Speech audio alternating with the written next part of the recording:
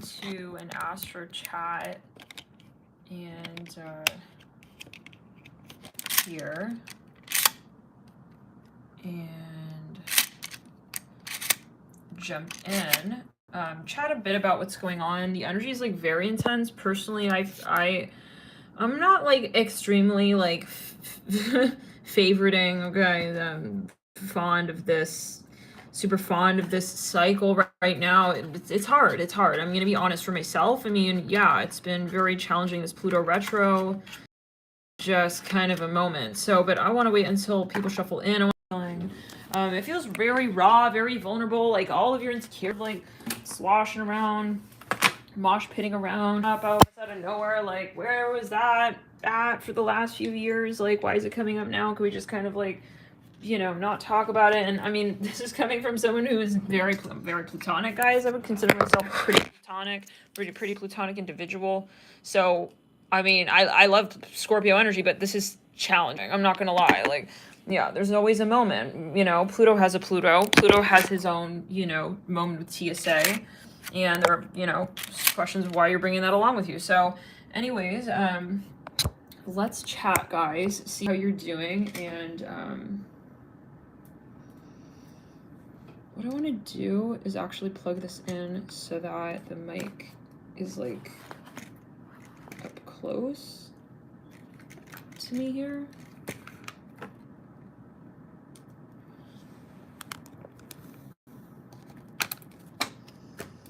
But yeah, it's like, it's meant to be kind of like rock the boat-ish. It's not really meant to be like a soft little journey down the river, right? Down the little stream. No, this is going to be turbulent. This is going to be, we're going to need, but it's okay. I mean, you know, it's for the better, we'll say. This is, you know, something that we have to talk about. I mean, otherwise, Pluto builds to a volcanic point, right? And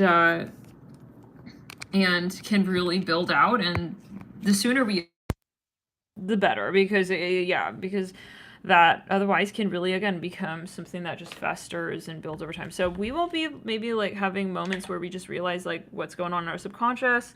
Personally, I'm feeling very self-conscious with the cycle. Again, like I said, I'm not loving it. It feels kind of like combative, even, but like within yourself, like not just with other people, but like you with you. Kind of like moments where like there are conversations with aspects of your psyche. Okay, a lot of decisions that we're here to make. There are also moments where it's like you're questioning, like maybe looking back, like why did I make that decision? Like why did I do that? You know, it's like almost that moment of like, this is really uncomfortable. Okay, like now that the lights are on, why am I looking at it like that? You know, so there's been maybe this cozy lull energy. And now with Scorpio coming through with the Pluto retrograde, it's going to get more so-called sobering and raw. How are you guys doing? I want to get into the chat now. Yes, we do. I believe it's all about it's karma, but yeah. So it's about your South Node. Let's look at the actual astrology chart here right now.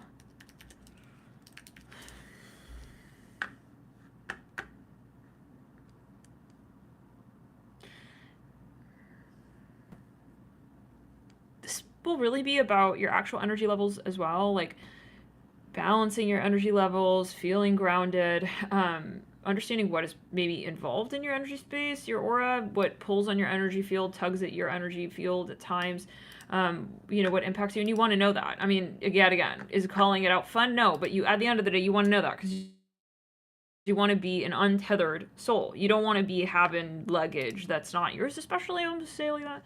If you're going to have a karmic, let's say, conversation or blockage, you want it to be your own, right? So let's backtrack.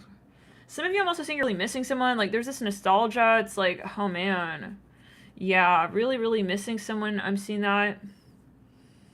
And it is bringing up the recesses of the subconscious. I mean, Pluto, Scorpio energy is about getting really real and raw. It's like, well, if you really come down to it, are you over that person? Well, when you really come down to it, are you going to say that it's all right? Like, Scorpio is the psychologist of the zodiac, gets down to it. You know, which psychologist is going to say, oh, you're fine, just go home? You know, this is the point. The point is to introspect, and the point is to, you know, wonder why maybe we hadn't introspected sooner. I'm hearing that as well. I just get this awkward energy. But yeah, let's look at the ephemeris. But yet again, I have a lot of Scorpio in my chart. I have Scorpio rising. I got Mars in my 8th house. Maybe it's just me though. You guys share how you are experiencing this cycle. Like, it kind of feels like all the shit hits the fan kind of vibe. Like, things that you were comfortable with, things that you understood, that you had a so-called answer for. Suddenly you feel like, why did it, like, kind of... I'm hearing not work. I'm hearing that as well. Maybe you're looking back on the past. But then maybe the question is also, like, why did I not question also why it didn't work, like, before? So, the thing about Pluto is you don't want to get too into the mental space. The true transcendence is where we release and flow, and we don't get caught up in, you know, bent out of shape by what comes up. And that can be very challenging for Scorpio, because Scorpio is all about so-called power. But where's the illusion point where we say, I need to, like, have power of the situation, I need to understand it in a very particular way so that I feel comfortable with it? Where do we release that? We say it can be honestly whatever it needs to be, as long as it's real and true. And then you say, well, then at that point, at least I have the truth and I move forward and I continue to hold in my power space. So remember that you are power. You are the power that you are. And it's not depending on anything outside of you. But this is going to be a cycle that brings up, where have we maybe been sort of putting that truth on another, where we say, well, it actually is more what you end up doing in the situation that makes me feel some sort of way about who I am. So any situation that has been like that, let's say that where it's just been really karmic and imbalanced, a karmic imbalance. Let's clear it down the back. Where you thought maybe even like, oh, I thought like I understood that, or however, you allowed someone to sort of pinpoint or define something for you, or tell you like what's right or what makes sense or what is meaningful, and you know, and ultimately to disempower you in a sense, not because they meant to do that, but because that's ultimately what's happening. That's going to be exposed. Okay, big time. There's no question. Yeah. And it can be a metaphor. Maybe you want to get your diet under control. Maybe you want to get, you know, more intentional with your lifestyle. Let's get here further, and who you allow into your space. That's for sure as well.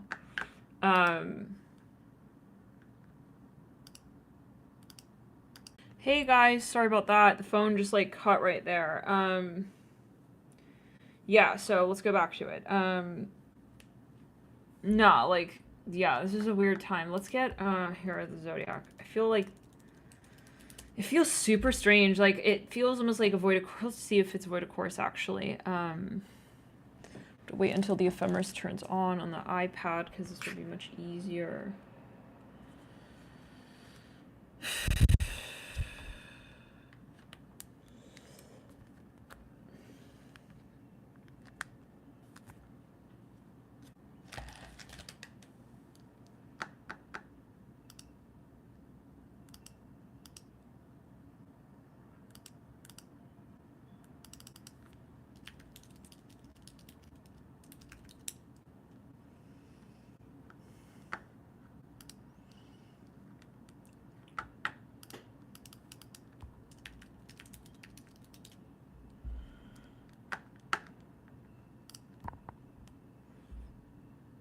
Can you guys see me?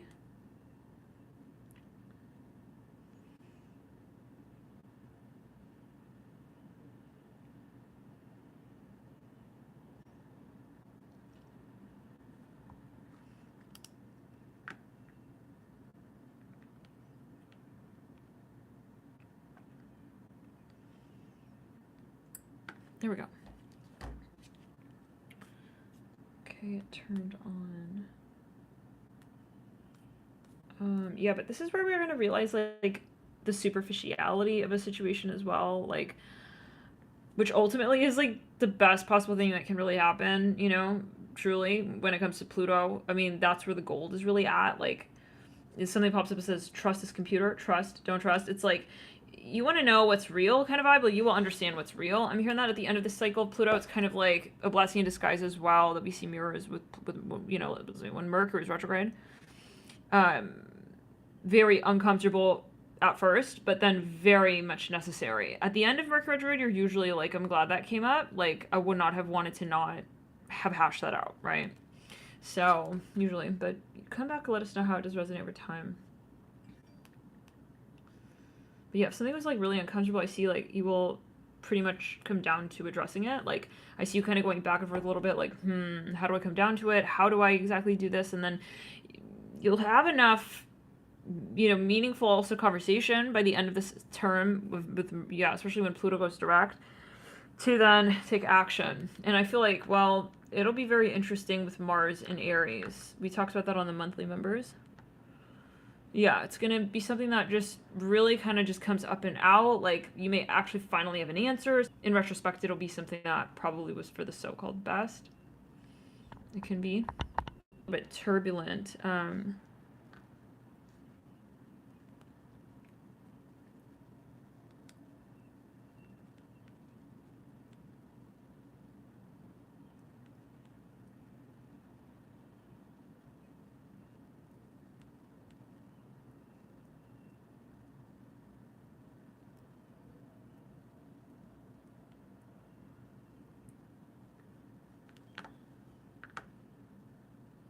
Let's clear it around. So May, yes. When Mars goes into Aries, this is going to be, oh boy, very intense. Well, again, more on this on Members Monthly. We broke it down. But in terms of this, yeah, this is going to get intense. We're going to have, I mean, a lot of Mars energy here, especially, yeah, let's backtrack with Pluto retro. Pluto and Mars both rule Scorp. But, you know, ultimately it's good. I mean, you want to know, yeah, and this is going to be obviously as well pertaining to finances, any major contracts, your assets, those of others. I'm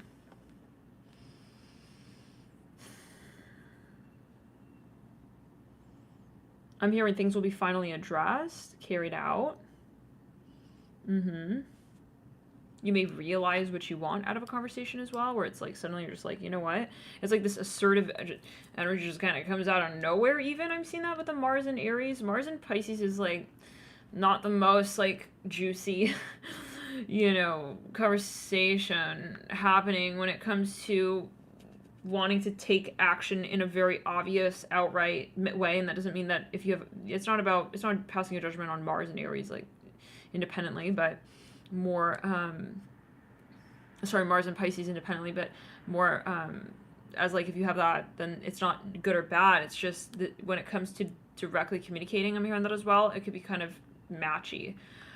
Great time to like kind of move through your creative energies, but when it comes to and go with the flow, you know, but when with this Pluto energy that's coming up right now until about the 24th, it's a lot of like, I just feel like the volcano is like kind of like talking. Yes, it is. And then once the 25th, 26th rolls around with Mars and Aries, we're going to have, and again, more on this on Members Monthly. We chatted through, you know, the dates and whatnot of, yeah, the whole month of May. In, you know, more specific detail. But yeah, like I'm hearing it, you're going to realize what's worth it as well. Like maybe something even at the end of it just feels so totally silly. Like, why did I put that much time and energy into that? Why did I put that much effort? And, you know, but not in a way that you may resent, but be aware for that as well with Mars and Aries, with Pluto retro. A lot of contract conversations here. Contract related matters with the Gemini sun as well, rolling in around the 21st. So, Mercury and Taurus as well. Those few days between the 24th and the 28th, 29th, apparently this is going to be important enough for Spirit to want to chat about this. Take a look at those few days. That's going to be heavy Aries, heavy Scorpio, heavy Mars, okay, with Venus still in Aries, Mars at zenith. Oh my God. And the first few degrees of Aries is this ruling planet. And then we have kind of a young sun in Gemini. I mean, yeah, there's a lot of this, like, let's backtrack. There could be a little bit of like unwieldy energy. Like maybe some of you have been shocked. Like, wow, did they really think that? Oh my God. Like some of you, I see the tables actually flipping with a certain conversation. Like maybe at one point you were giving someone so much attention and so much energy, and then you just kind of like rescale it and restabilize yourself. I'm hearing that as well. Restabilize and recaption your image. You recalibrate your story, and you realize what's worth your attention. I hear it again like that. But there can be this weird flip, you know? Pluto can really take you through the so-called ringer, like up these sort of, you know, roller coaster hikes and then down and then up and down. And so there's a moment though. Yeah, it's definitely going to, I'm hearing, come out. And subside, but to get through the thick of the fog with Pluto shadow, which is what retro ultimately, you know, we're here to face the shadow work, and Pluto rules that. So this is very naturally, this is obviously the conversation. You go through kind of these moments, and it can be, you feel kind of you may feel whiplashed. You may feel a bit whiplashed. You may feel a bit whiplash with your own story, though. It's like, this is very personal with you. I mean, especially if you're a Scorpio rising like myself. Like, I feel like this is kind of, it takes me back to, was it the eclipse? We were chatting about it. It was around the time, yeah, it was a few months ago. I think it was Scorpio season. Yeah, it was very intense. And it was like, it was a very vulnerable time. I think it was even the eclipse, was it? With the Sag moon. Anyways, but we had, like, we were talking Scorpio rising talk in one of the chats, like, meaning people who have Scorpio rising were chatting about, they were talking about how it was making them feel, and everyone was like, yeah, I'm feeling very raw. This is what I'm getting right now with this. So how many of you are Scorpio rising, and how is this going? Let's go to the left side of the body. Yeah, kind of like, yes, right? Like a pendulum swinging back and forth energy. Like, it's like, yeah, you feel like your energy is being kind of, like, yanked intensely in, like, these different directions. I'm hearing, what am I doing here? No, I understand. Okay, like, I'll stick around in this situation. No, wait, what am I doing here? You know, but this is more you with you. I'm hearing that. Because Scorpio, it can be with matters of partnerships, but especially if you have Scorpio rising or Scorpio somewhere in a very public part of the chart, it's going to be more like, it's going to be more like, this is you with you. This is, yeah, this is personal. This is your story. Why did I make that decision? Why am I doing that? You know, but it can also be, yeah, it takes you over, but where you especially put that energy of Pluto and Scorpio into another, where it is otherwise very personal to you, that's where it's going to feel very uncomfortable. And that's probably where I'm at. Okay. Open tarot reading for now right here. I never read on myself really, but yeah, every so often we do. So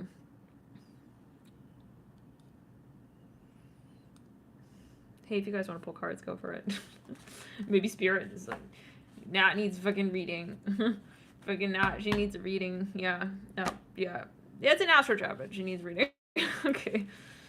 No, but no, it's like a moment, you know, and everybody has, yeah, we talk about this all the time, like, everyone has every element, and the transits are helpful. They're meant to bring up these conversation points. And so the more that we look at it, like, from that vantage point, right, where we say, oh, it's not really what it is, it's what I make of it also, and what I continue to see in this process, what I continue to make of it. I never stop and just, you know, look at it for kind of so-called what it is. I continue to pursue it and evolve through it and translate it. And translate it. I'm hearing that as well. So, yeah, because when you get stuck in that Pluto energy of feeling like someone's taking your power away, I'm hearing that as well from you. You feel like something's imbalanced. And then you're not quite taking action on it, which is why this Mars in Pisces is, like, kind of irritating. Are you guys feeling the Mars in Pisces? Is it, because I feel like it's so obvious, this energy, and usually, yeah, whatever the Mars placement is, you'll feel it. Neptune is also still in Pisces, obviously Jupiter as well. Jupiter is about to move into Aries. That's also what's going on. Okay. That makes a lot of sense. We're creeping up on Jupiter in Aries right around the 10th, 11th. So Jupiter's at 29 right now. Pisces, no wonder. It's like all this splish, splash, splashing around in Neptune, like totally ungrounded possibly even. Feeling very kind of like Piscean, and those who have a lot of Pisces in your chart, maybe a time where you're just like, and that mixed with Pluto, I mean, add to that, it's like now we're just like picking at scabs, like at the same time, it's like, can you wait a little bit, bro? Like, bro, wait, like, let this fucking huge ass wave like splash, do its thing, and then maybe we'll start talking about the deeper part of the ocean, where we threw that pennant over the edge, you know, years ago. I'm here like this. Let's kind of throw chakra. Let's backtrack. No, but this is like kind of necessary. Everything is meaningful. Okay, Spirit is like, hi, I know, we know. It's not like, why is this happening? No, it's like, there's a meaning, there's a reason, there's a purpose. And so the more that you remember that it's not random, and that it's not, you know, also realistic, too realistic. Okay, again, you transform and you transcend through every experience. It's not what it is. You're not a so-called victim of the reality that you're experiencing. But interestingly here with all the Pisces, it could be the figmented reality, right? Where we think that our thoughts and our visions or imagination, what we're feeling coming up as well from within us, and even from past lives, is sort of the predicament, and it's not necessarily. When we get into that Jupiter and Aries, and when we get into Mars and Aries, we will snap out of that, like, completely. And we'll just look back on this, like, you wait. Between, yes, the 25th, I feel like I'm just talking to myself right now, I swear. I don't know, all right, those are a lot of, yeah, okay, 25th to the 31st, it's like, just wait. you're going to look back at the period between, let's say, the 3rd to the 9th, and you're going to just be like, wow, like, bah, like, why did I grab my teddy bear like that and think that was all I'd ever own, you know? In my whole life, I'm hearing like this.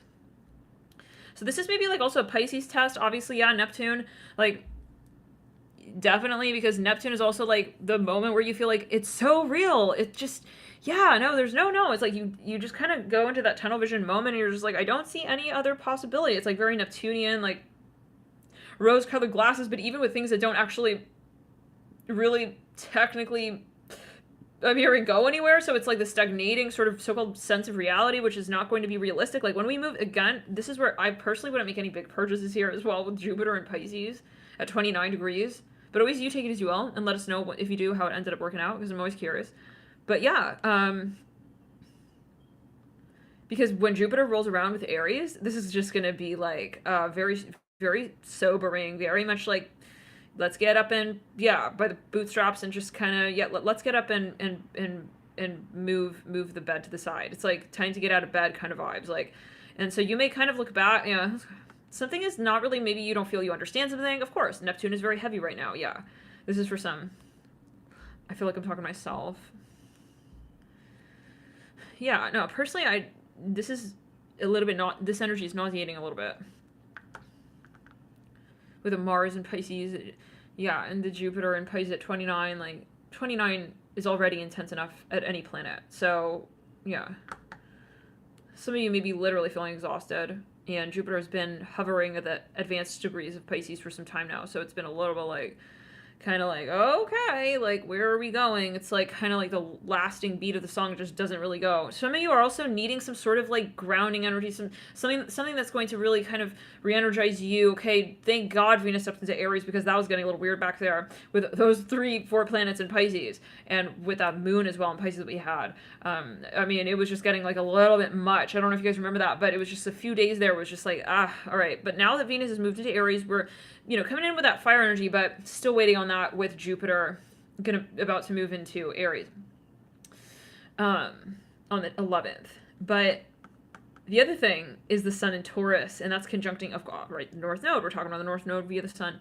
So we just had that eclipse in the new moon at Taurus, so this is furthermore like kind of just stabilizing like what is going on, which is right now kind of like feeling maybe a little bit like weird and murky and like kind of like movement but not, and like we're just in one big coagulated wave of consciousness, and it's like we don't really understand like who am I also personally. Like I keep getting this like claustrophobic, I'm hearing nostalgia as well. It's like I'm hearing I'm nostalgic and I can't get out. It's like something like that. How many of you feel this way? This is what I'm feeling. Like, oh gosh, this is totally like, I'll say it right here. Like, this is what I'm feeling, me personally. So I have my Sun in Pisces. I have my, and by sun, I mean my sun sign, obviously. Some people, they actually literally think I'm talking about a son, like a child. I don't have a child. Yeah, so, yeah, but, no, like, my sun sign is in Pisces, my Mercury is in Pisces Western, my rising is Scorp, Mars for me is in Gemini, in the 8th house. That will be very interesting, yeah, with the sun going, okay, but anyway, so,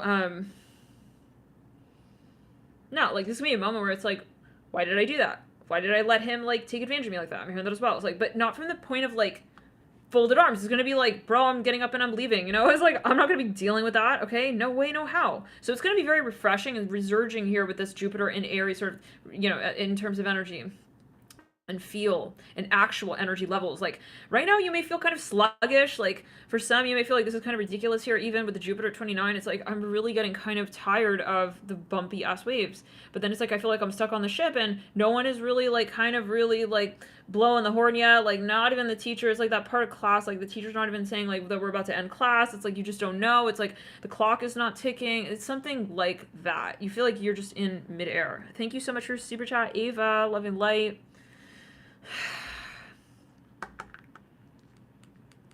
Feeling like this intense like heart palpitation energy. Jupiter at 29. This reminds me of the Leo reading. You guys remember that? Where someone was like slamming down with a buzzer at the casino. Oh god. Yeah, I mean, this is like where we're saying, like, what is what? It's like not a good time to be asking those questions with Mars and Pisces and Jupiter and Pisces at 29. Like, not the time.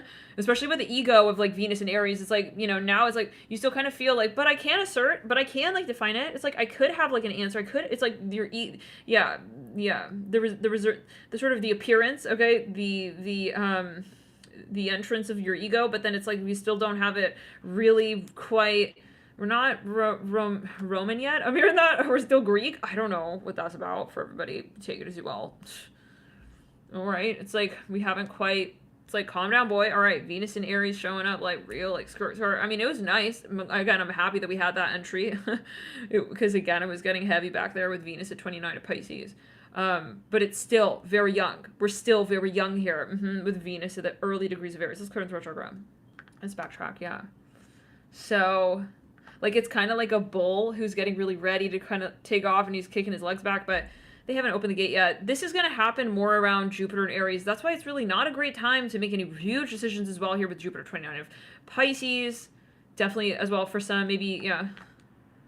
Some of you have too many, yeah, let's go. This is just, it's kind of, the way I could describe it, it just feels this like weird nostalgic, even like a past life energy space where you are openly, actively acknowledging that this is a past life-ic energy. I'm hearing like that.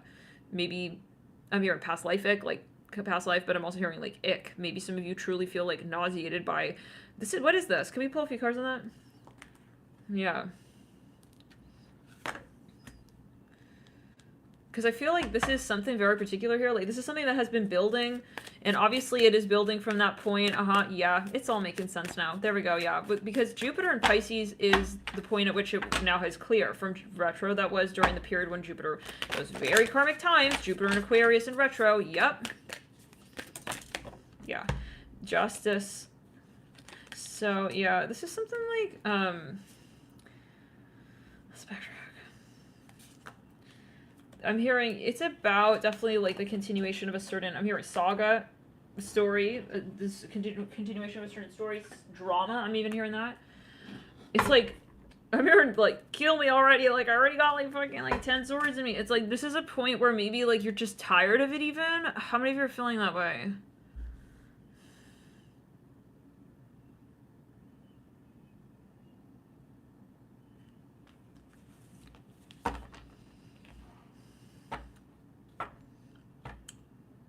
It feels kind of torturous, I'm not gonna lie. Yeah. I'm talking personally. This is how I'm interpreting this cycle. Can we get a little bit on that further? Spirit want to bring to our attention about this. It's like, you feel like it's so close, but it's like so far away. It's exhausting. Desk, bowl.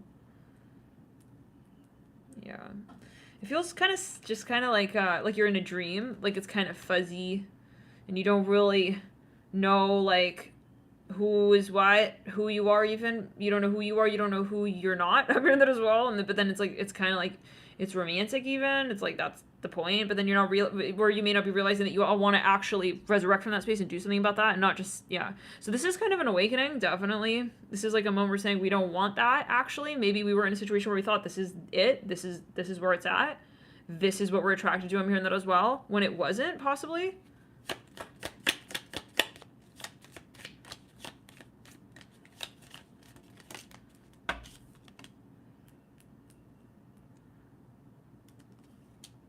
Clearing the sacral chakra. Some of you, yeah.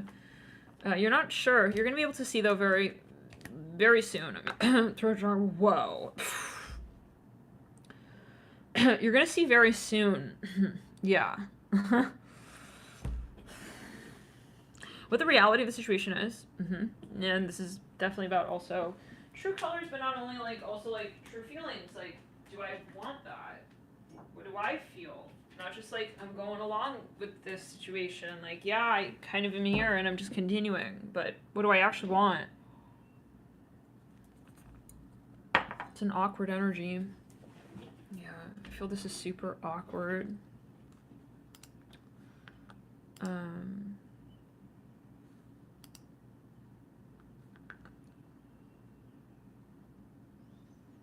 Yeah, personally, let's see.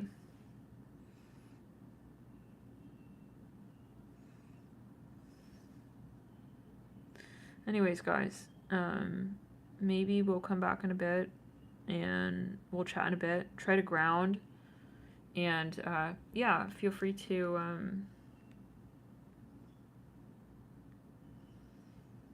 some of you maybe you're having a realization like something's not working. You could also obviously be tapping into projected energies. It's important to remember that as well, right? Neptune is all about like blurring of the lines.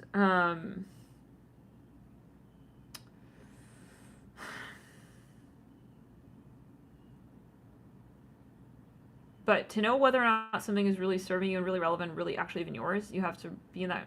It's really, you must be grounded. It's really a matter of the groundedness and the context. So keep clearing and grounding, guys. We'll see you in the next